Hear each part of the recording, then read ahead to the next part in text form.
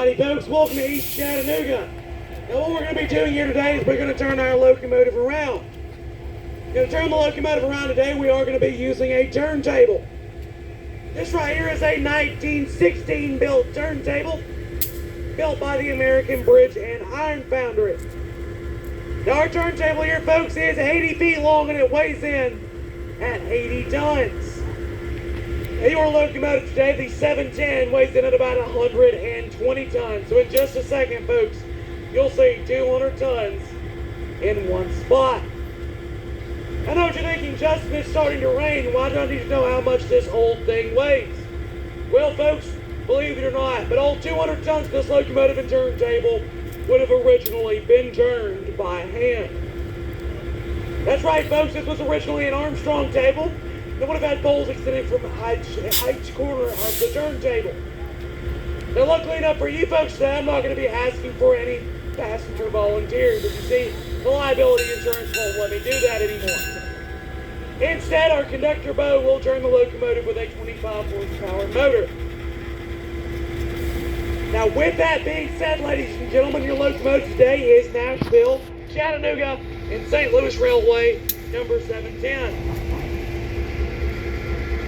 Now, the 710 here was built back in 1950 by the Electromotive Division of General Motors.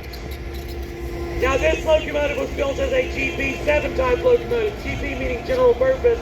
Straight from the back to the 710 could be used in freight, passenger, or switching service.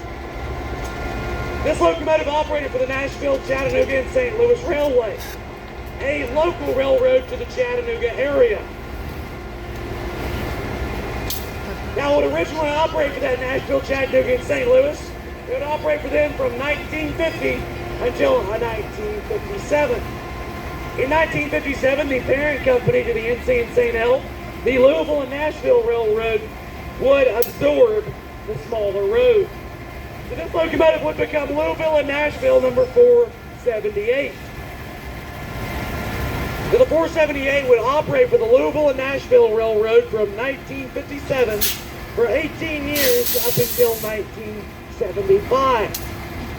Now in 1975, while operating on a pretty heavy freight train, the 478 would be involved in a head-on collision near Birmingham, Alabama. Now after that collision, folks, this locomotive would be sold to a scrapyard. But instead of being scrapped, it would actually be resold to another railroad. This locomotive would be sold to Amtrak, and it would be rebuilt from a 1,500 horsepower GP7 into a 1,750 horsepower GP9. So essentially, all that rebuild did was add 250 horsepower. But this locomotive does remain a GP9 today, although it has been returned to its original 1950 appearance. We've had this locomotive over the past 20 years as we did acquire it in 2003, and it is a regular workhorse on the Tennessee Valley Railroad Museum's Missionary Ridge Local. Now folks, we have lined our locomotive up with track number 2 while our train sits on track number 1. Now that is so we can perform what is known as a runaround.